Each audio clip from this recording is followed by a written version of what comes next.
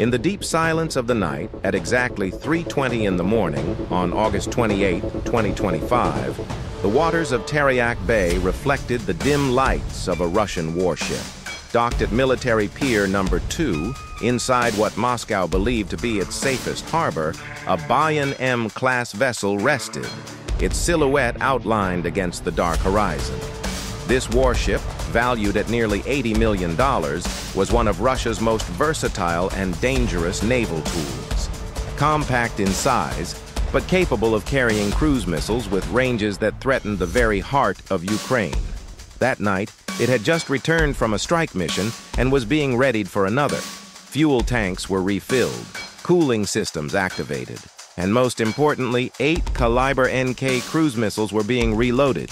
Each missile $1 million weapon, each one able to strike targets across almost all of Ukraine's territory. On its deck, a group of Russian officers raised vodka glasses, celebrating the success of their mission. Some of the crew, exhausted, had fallen asleep at their control stations. There was no sense of danger, no alertness. For them, Terriyak Bay was untouchable. Surrounded by heavy defenses, shielded by radar, this was supposed to be a sanctuary. But what they did not know was that just a few miles away, the hunters were approaching. And before we go deeper into this story, make sure to subscribe to this channel. Hit the notification bell, like this video, and leave your comment below. That way, you'll always stay updated with our detailed breakdowns of modern warfare. On the surface of the water, a small civilian speedboat glided silently, its engine muffled, its lights dimmed. To anyone watching, it looked like a simple fishing boat heading back to shore. But this was no fishing trip. Inside the cockpit sat 2 Ukrainian Special Forces soldiers, members of the 73rd Naval Center. They wore fishermen's jackets and caps designed to mimic Russian style. To a patrol or a passing ship, they were nothing more than locals at work. But hidden in the rear compartment, where crates of fish should have been stored, were 2 deadly weapons. Beaver model FPV suicide drones built for one purpose only: attack. Each drone was armed with armor-piercing warheads, equipped with night vision cameras, and navigation systems independent of GPS, making them immune to Russian electronic jamming. This modest fishing boat, costing a fraction of a warship's radar antenna, was about to become the launch pad for one of the most daring strikes in the history of naval warfare. The Bayan M was not the largest ship in Russia's arsenal. It carried no helicopters, no heavy armor, no advanced air defense like larger destroyers. But it was precisely its size and design that made it so dangerous. Built for shallow waters and inland seas like the Caspian and the Azov, it could move where bigger ships could not, hide where larger vessels were exposed, and strike with the same long-range cruise missiles as Russia's heavier fleet. Every time it left port, Ukraine's cities faced uncertainty. Would the next strike fall on power grids, leaving thousands in darkness? Would it destroy fuel depots, crippling supply lines? Or would it hit civilian buildings, schools, hospitals, kindergartens, as had happened before? Ukraine knew the danger. And this time, instead of waiting for the next wave of missiles, they chose to strike first. Terriyak Port, where the ship was docked, was one of the most heavily defended naval zones in Russia. A Pantsir S-1 system stood ready, designed to intercept drones and missiles. Radar stations scanned the skies and waters every minute of the day. On paper, this was a fortress. But fortresses have blind spots, and Ukraine had studied them carefully. At sea level, skimming just a few feet above the water, there existed a narrow radar blind zone.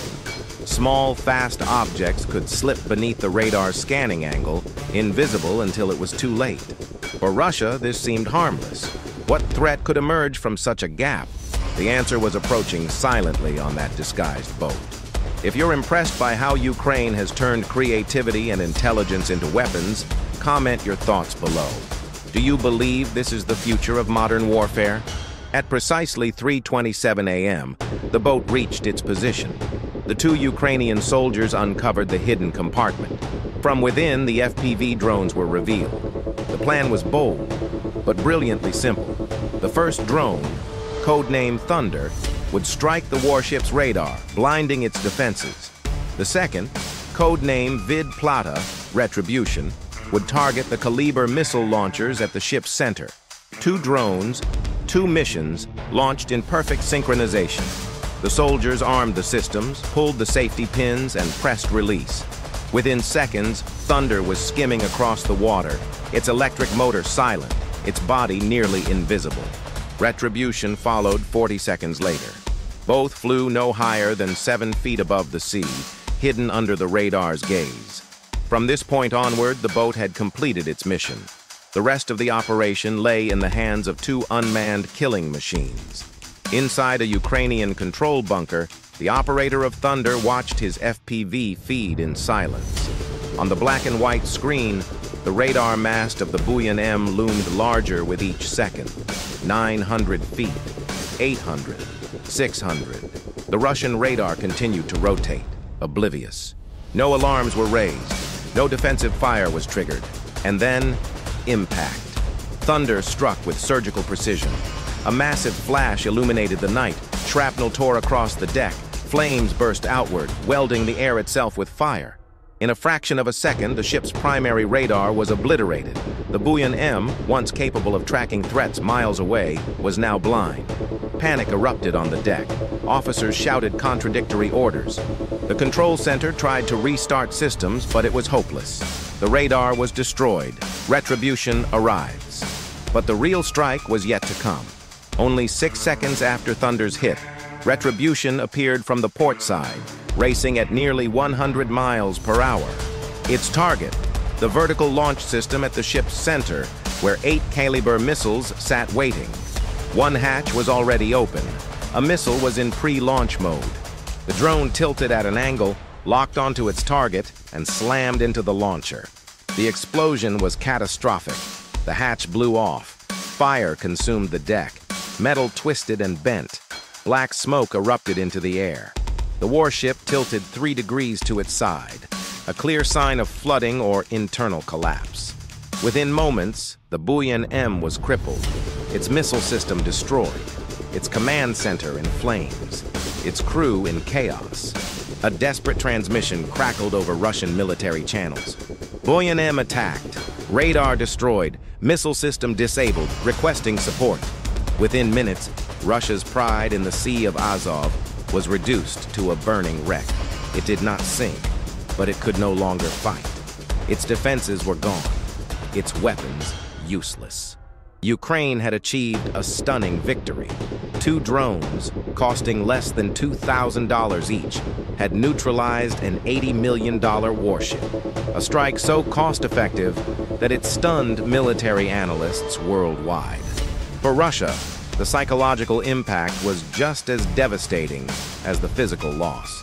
The illusion of safety inside Terriyak Bay was shattered. The so-called fortress had been breached.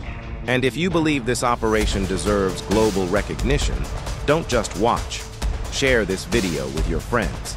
Let's spread the reality of how asymmetric tactics are reshaping the battlefield. This was not an isolated event. In 2024, a Sergei Kotov-class patrol ship had been disabled by drones. Later that same year, a landing ship was sunk during an amphibious drone strike. In mid-2025, an offshore oil platform used as a Russian radar station was destroyed by a sea-launched FPV drone. Step by step, Ukraine had proven that warships costing hundreds of millions could be neutralized by weapons worth less than the price of a used car. This is the very definition of asymmetric warfare, using inexpensive, clever, and precise weapons to dismantle the power of a larger, richer, and supposedly stronger adversary. No longer is naval dominance guaranteed by size or firepower. From this moment forward, every Russian vessel operating in the Black Sea or the Sea of Azov must live with the constant fear of a silent drone racing toward it. The strike on the Buoyan M was not just a tactical victory, it was a turning point. It proved that Ukraine could penetrate Russia's deepest defenses, strike its most guarded vessels, and force its navy into retreat. It proved that in the 21st century, innovation and adaptability matter more than sheer firepower. and it sent a message to Moscow: nowhere is safe. If you want to keep following these stories of modern military innovation, don't forget to subscribe, activate the notification bell, like this video, and leave your opinion in the comments. Do you believe drones will define naval warfare for decades to come? Or will new defenses rise to counter them?